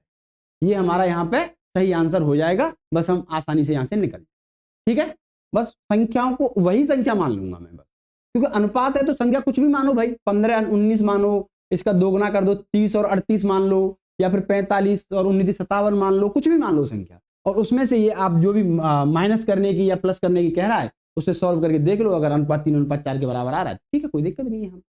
ठीक है, चलिए अनुपात 43:91 के दोनों पदों से घटाई जा सकने वाली संख्या ज्ञात की जिससे कि अनुपात 3:7 हो जाए। ठीक है भाई, कोई दिक्कत नहीं है। 43 ही संख्या मान लेता हूं, दूसरी संख्या मान लेता हूं 91। 43 में से 5 अगर माइनस करता हूं तो कितना बचेगा? 38 अनुपात 91 में से 5 जाएगा तो कितना बचेगा? 86। तो क्या 3:7 आ रहा है? नहीं आ रहा भाई। ठीक है, खत्म। 43 में से 4 जाएगा तो 39। मैं पूरा सॉल्व ही नहीं करूंगा भाई, पता है जैसे यहाँ पे 39 आ गया तो 39, अब दूसरी कंडीशन में जैसे यहाँ पे 38 आ गया था तो 38 क्या 3 से भाग जा रहा है, तो मैं आगे सॉल्व ही नहीं करता इसको। ठीक है, ये आप प्रैक्टिस करोगे तो धीरे धीरे सारी चीजें आप जान जाओगे। चलिए 39 और 91 में से 4 जाएगा तो कितना बचेगा भाई? 87। तो ये भी नहीं है भाई। ठीक है, अब यहाँ पे 6, 43 में से 6 जाएगा तो 36 अनुपात 91 में से अगर 6 जाएगा तो कितना बचेगा? 50। क्या भाई 3:7 आ रहा है? ये कट ही नहीं रहा भाई। ठीक है, अब एक ही ऑप्शन बचा है, आप बिना दिमाग लगाए बिना सोचे समझे यहाँ पे आप टिक कर देना। तो इसे चेक करने की जरूरत है ही नहीं। अगर 3 को आपने चेक कर लिया, 3 को हटा दिया तो चौथा ऑप्शन होना ही है। ठीक है, अब यहाँ पे आपको चेक करके बता देता हूँ। 43 में से 7 जाएगा तो कितना बचेगा? 36। सॉरी, यहाँ पे 43 में से अगर 6 जाएगा तो 37 बचेगा भाई। ठीक है, 36 अनुपात 91 में से अगर 7 जाता है तो कितना बचेगा भाई? 84। ठीक है, 84। तो यहाँ पे देखिए 12 से 12 3 36 और 12 सत्ते 84, तो 3:7 यहाँ पे आ गया। 3:7 यहाँ पे आ चुका है, तो बस आपका निपट गया मामला भाई। ठीक है, चलिए राम और श्याम के वेतन का अनुपात 8:5 है। यदि राम और श्याम के वेतन में 2600 की वृद्धि कर दी जाती है तो उनका अनुपात 15:11 हो जाता है, तो श्याम का वेतन कितना होगा? देखिए बेसिक तो आपको बता ही चुका हूं मैं, 8x है और यहां पे क्या है 5 है। अगर 2600 की वृद्धि हो रही है, यहां भी 2600 की वृद्धि हो रही है, इसमें भी 2600 बढ़ा दिए और इसमें भी 2600 बढ़ा दिए, तो अनुपात कितना हो जा रहा है हमारा? 15:11। 15:11। ठीक है, अब इसको आप नॉर्मली सॉल्व करेंगे। ठीक है, नॉर्मली यहां पे सॉल्व करेंगे तो मैंने आपको क्या बताया था, डायरेक्ट एक्स का मान निकालने के लिए या तो आप सॉल्व करो, लेकिन डायरेक्ट एक्स का मान निकालने के लिए 11 गुणा 8 88 और 15 गुणा 5 75। तो बड़े में से छोटा घटा दो, बड़े में से छोटा घटा दो। ठीक है, बराबर। अब 11 गुणा 26 करो आप, कितना हो जाएगा? 11 छः 66 और 11 दूनी 22 और 6 28, 28,600। और दूसरा यहाँ पे 15 छिक्के 90, 9 बचेंगे, 15 दूनी 30, 2 जीरो तो आनी ही है, 15 छिक्के 90 और 15 दूनी 30 और 9 39। ठीक है, तो जो बड़ा हो उसमें से माइनस कर दो, जो बड़ा हो उसमें से माइनस कर दो। तो 39,000 में से अगर मैं 28,600 माइनस करूंगा, यहां पे 28,600 अगर माइनस करूंगा तो क्या आ जाएगा? 0 0, 10 में से 6 जाएगा 4 और 8 में से 8 गया तो 0, 10,400। क्या आ जाएगा? 10,400। ठीक है भाई, दोनों को माइनस करने के बाद अब यहां पे क्या करना है भाई, ये 13 आ गया, 13x बराबर 10,400। तो x का मान आ जाएगा 13 अट्ठे 104, 808। x का मान कितना आ गया? 800। पूछा क्या उसने? श्याम का वेतन कितना है? तो यहाँ पे श्याम का वेतन कितना है? 5x। कितना है श्याम का वेतन? श्याम का वेतन है यहाँ पे 5x। तो 5 गुणा 800। ठीक है, तो 5 अट्ठे 4,000 यहाँ पे हो जाएगा, ये हमारा आंसर हो जाएगा। ठीक है भाई, बताइए यहाँ तक कोई भी दिक्कत? x का मान डायरेक्ट निकालने के लिए बस यही तरीका है कि जो x वाले टर्म है उनका दोनों का मल्टीप्लाई करो और जो ज्यादा हो उसमें से कम को घटा दो, और यहाँ पे और इनका मल्टीप्लाई करो और जो ज्यादा है उसमें से कम को घटा दो, बस डायरेक्ट x का मान निकल के आ जाएगा। चलिए ठीक है, चलिए भाई अब यहाँ पे देखते हैं। मैंने आपको एक चीज और बताई थी कि अगर समान वृद्धि हो रही है और समान कमी हो रही है, समान वृद्धि हो रही है समान कमी हो रही है, तो वहां पे डिफरेंस दोनों का बराबर होगा। ठीक है, ये मैं बहुत अच्छे से समझा चुका हूं लास्ट क्वेश्चन में। अब इसको अगर मैं जब समान वृद्धि हो रही है तो भाई उसी तरीके से करने की कोशिश करता हूं। ठीक है, अनुपात से बहुत चीजें आसान हो जाती हैं। अब यहां पे 8:5 है और बाद में कितना हो गया है? 15:11। और इनमें 2600 की वृद्धि हुई है, समान वृद्धि हुई है, समान वृद्धि हुई है, तो इन दोनों का जो डिफरेंस होना चाहिए वो बराबर होना चाहिए। यहां पे 3 का डिफरेंस है और यहां पे 4 का डिफरेंस। ठीक है भाई, यहां पे 3 का डिफरेंस है और यहां पे 4 का डिफरेंस है। तो कुछ नहीं करना, डिफरेंस बराबर करने के लिए यहां पे 4 से गुणा कर दो, 4 3 12 हो जाएगा और यहां पे 3 से गुणा, बस और कुछ नहीं करना। ठीक है, तो ये कितना हो जाएगा? 8 चको 32:20 और ये हो जाएगा 45:33। बस हो गया हमारा काम। अब दोनों के डिफरेंस बराबर हो गए। अब ये 32 से 45 कितना बढ़ गया है? 8 और 5 13। कितना बढ़ गया? 13। तो यहां भी 13 ही बढ़ा होगा क्योंकि दोनों में समान बढ़ा है। तो 13 तो यहां पे अनुपात में बढ़ा है, 13 तो यहां पे अनुपात में बढ़ा है, लेकिन एक्चुअल में बढ़ा है भाई साहब 26। लेकिन एक्चुअल में कितना बढ़ा है? 2600। तो एक का माना हो जाएगा 200। और पूछा क्या उसने? श्याम का वेतन। तो श्याम का वेतन यहाँ पे कितना है? 20। ठीक है, यहाँ पे श्याम का वेतन कितना है? 20। तो 20 का मान कितना हो जाएगा? 20 गुणा 200 कितना हो जाएगा? 4। ठीक है भाई, अनुपात से आप इस तरह से आसानी से, लेकिन ये आप तभी जाओगे जब समान वृद्धि या समान कमी हो रही हो। समान वृद्धि या समान कमी हो रही होगी तब आपको ऐसे जाना है। अदरवाइज भाई अगर ऊपर कम है नीचे ज्यादा है या ऊपर ज्यादा है नीचे कम है, मतलब कम ज्यादा है, तो वहां पे फिर आपको इसी मेथड से जाना पड़ेगा। ये मेथड ब्रह्मास्त्र है भाई, और ये आपका आप शॉर्ट मेथड यूज कर सकते। ठीक है, चलिए चलिए भाई सेम अब यहाँ पे क्या है देखिए, अनिल कुमुद के मासिक वेतन का अनुपात 19:17 है। अनिल और कुमुद, ठीक है, मासिक वेतन कितना है 19x, इसका मान लेता हूं, और कुमुद का कितना है 17। ये अनिल का हो गया और ये कुमुद का हो गया। अब यहां पे देखिए, यहां पे 2000 की वृद्धि अनिल के में हो रही है और 1000 की वृद्धि किसमें हो रही है, कुमुद के, ठीक है। तो उनके वेतन का अनुपात हो जा रहा है 8:7। अब यहां पे आप अनुपात वाला मेथड नहीं लगा, आप यहां पे ये वाला मेथड नहीं लगा पाएंगे, क्योंकि यहां पे क्या है, इस कंडीशन में दोनों बराबर नहीं। डिफरेंस कब बराबर होता है, जब दोनों समान वृद्धि हो रही है दोनों में, या दोनों में समान कमी हो रही हो। तो यहां पे अलग अलग है, तो फिर भाई हमारा वही मेथड काम करेगा। कौन सा, 19 सत्ते 133 और 17 अट्टे 136, कौन सा बड़ा है 136। तो 136 में से 133 माइनस करो, मतलब x तो रहेगा यहाँ पे, जो भी है x तो रहेगा ही बराबर। अब यहाँ पे 2 सत्ते 14 और 8 एकन 8, तो 14,000 में से 8,000 माइनस कर दो, 14,000 में से 8,000 माइनस कर दो, ठीक है। अब यहाँ पे ये कितना बचा है 3x बराबर 14 में से 8 जाएगा तो 6,000, तो x का मान निकल के आ गया 2,000। x का मान क्या निकल के आ गया 2,000। तो x का मान जब 2,000 है तो पूछा क्या है, कुमुद का वर्तमान वेतन क्या है, तो कुमुद का वेतन हो जाएगा यहाँ पे 17x, तो 17 गुणा 2,000, 17 गुणा 2,000, आंसर आ जाएगा हमारा 34। ठीक है भाई, आंसर यहाँ पे कितना हो जाएगा 34,000। क्लियर है। चलिए उनके व्यय का अनुपात, चलिए भाई इस कंसेप्ट को समझ लेते हैं पहले। देखिए भाई, मतलब कंसेप्ट यही है, लेकिन ये एक तरीके से आय और व्यय पे आधारित हो जाता है, ठीक है। अब उसको समझ लेते हैं। हमारी जो आय होती है, हमारी जो टोटल इनकम होती है, अब या तो मैं खर्च करूंगा कुछ और या कुछ बचाऊंगा, ये दो ही कंडीशन हो सकती है। अगर मैं कुछ खर्च कर रहा हूं और 100 रुपए बचा रहा हूं और 100 रुपए खर्च कर रहा हूं, इसका मतलब मेरी इनकम कितनी, कितने कमा रहा हूं 200।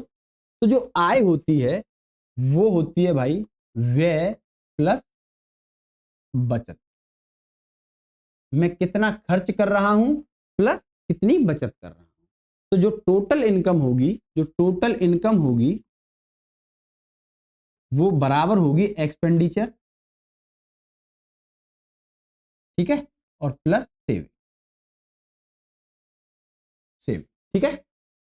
अगर मुझे बचत निकालनी है, मान लो मुझे बचत निकालनी है, तो मैं क्या करूंगा, बचत निकालने के लिए आय में से खर्च को घटा दूंगा बस।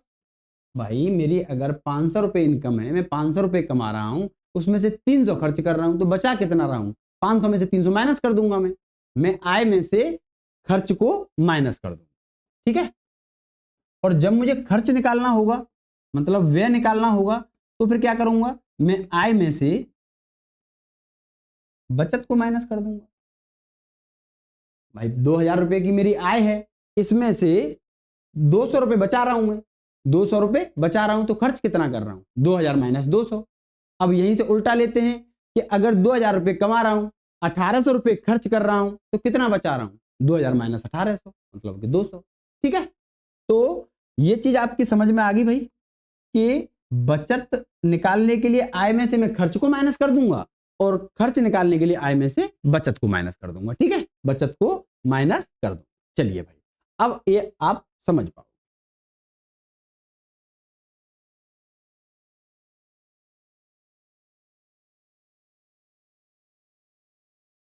चलिए भाई ए और बी के वेतन का अनुपात है 4:5। ये आ गया भाई साहब इनकम।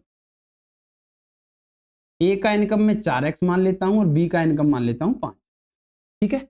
अब उनके व्यय का अनुपात 5:6 हो जाता है। ये दोनों क्रमशः 200 और 300 बचाते हैं। तो भाई मुझे बताइए कि अगर इनकम में से, ये इनकम है, इनकम में से अगर मैं बचत को माइनस कर दूं, इनकम 4x हो गई, इसमें से बचत मैंने माइनस कर दी, 5x में से 300 रुपए की जो बचत है वो माइनस कर दी, तो ये क्या हो गया भाई, अगर इनकम में से मैं बचत को माइनस कर रहा हूं तो क्या ये खर्च है, व्यय है। अगर इनकम में से बचत को माइनस करता हूं तो ये खर्च है। तो अब इनका जो अनुपात है खर्च का, वो अनुपात दे रखा है उसने 5/6। इनकम में से जैसे ही बचत को मैंने माइनस किया, आय में से जैसे ही बचत को माइनस किया, जितना बचा रहा हूं, तो ये मेरा खर्च हो गया। ठीक है, इनकम में से, इनकम टोटल 5x है, इसमें से जैसे ही बचत को मैंने माइनस किया तो ये मेरा खर्च हो गया, ये बी का खर्च हो गया, ये ए का खर्च हो गया। अब इन दोनों खर्चों का जो अनुपात है, जो व्यय का अनुपात है, वो 5:6। जो व्यय का अनुपात है वो 5:6। ठीक है, अब बस उसी तरीके से सॉल्व करो आप। देखिए 6 × 4 24x और 5 × 5 25। तो बड़ा कौन सा है? 25। तो जो बड़ा है उसमें से छोटे को माइनस कर दो। ठीक है, बराबर। अब यहां पे 6 दूनी 1200 और 5 3 1500। बड़ा कौन सा है? 1500। 1500 में से 1200 माइनस कर दो। ठीक है, तो मैंने लास्ट क्वेश्चन जो 4-5 क्वेश्चन पहले कराया था, उसमें यह भी बताया था कि ये सारी चीजें तभी होंगी माइनस, तब ये जो साइन होंगे वो सेम होंगे। ठीक है, या तो यहाँ माइनस माइनस होगा या प्लस प्लस होगा। ठीक है, अदरवाइज अगर माइनस प्लस है तो उस कंडीशन में हम ऐड कर देंगे। ठीक है, बाकी ज्यादातर जो क्वेश्चन बनेंगे तो इस पर तो माइनस ही करना पड़ेगा भाई। जो बचत और आय वाले क्वेश्चन है इसमें तो माइनस ही करना पड़ेगा, और माइनस ही करना पड़ेगा तो फिर जो बड़ा है उसमें से हम छोटे वाले को घटा देंगे। तो 25x में से 24x जाएगा तो x बचेगा, x बराबर 1500 में से 1200 कितना बचेगा? 300। ठीक है, तो x का मान 300 आ गया। तो a का वेतन कितना है? तो a का वेतन है यहाँ पर 4। तो 4 × 300, आंसर आ गया 12। ठीक है भाई, आंसर कितना हो गया? 12। कोई दिक्कत यहां तक? ठीक, चलिए अब यहां पे अगले क्वेश्चन की तरफ चलते हैं। ए और बी की आय का अनुपात 4:5 है, उनके खर्च का अनुपात 2:3 है। ए और बी क्रमशः 7200 और 6000 की बचत करते हैं, तब ए की आय कितनी होगी? सेम कंडीशन है, ए की इनकम है 4x और बी की इनकम है 5। अब इनकम में से, टोटल आय में से अगर मैं बचत को माइनस कर दूं, वो 7200 रुपये बचा रहा है और ये कितना बचा रहा है? 6000। अगर मैं इनको माइनस कर दूं तो क्या निकल के आ गया? ये व्यय निकल के आ गया, खर्च निकल के आ गया। आय में से अगर मैं बचत को माइनस कर रहा हूं तो ये खर्च हो गया, और इस आय में से अगर बचत को माइनस कर रहा हूं तो ये बी का खर्च हो गया। और जो खर्च का अनुपात है, जो व्यय का अनुपात है, वो 2/3 है। वो 2/3 है। अब आप सॉल्व कर लीजिए। 3 × 4 12x और 5 दूनी 10x बराबर 72 × 3 कितना हो जाएगा? 3 दूनी 6 और 3 सत्ते 21, 21 और 1 22, सॉरी 21, 216। ठीक है, तो 216 2 जीरो हो जाएंगे यहाँ पे माइनस, और 6 दूनी 12, 12,000 माइनस कर दो भाई, क्योंकि 21,600 बड़ा है। जीरो में से जीरो गया तो जीरो, जीरो में से जीरो जीरो, 6 में से जीरो जाएगा तो 6 बचेगा, और यहाँ पे 11 में से 2 जाएगा तो कितना बचेगा? 9। ठीक है भाई, 11 में से 2 जाएगा तो 9, तो 9600 बचेगा। तो यहाँ बचा 2x, 2x बराबर 9600 और x बराबर हो जाएगा 48। अब x बराबर जब 4800 हो गया तो पूछा क्या उसने? a की आय क्या होगी? तो a की आय यहाँ पे 4 है, तो 4x बराबर हो जाएगा 4800 × 4। ठीक है, तो 4 8 32 और 4 चौक 16, 16 और 3 19, 19,200। 19,200 यहाँ पे हमारा सही आंसर हो जाएगा। ठीक है, चलिए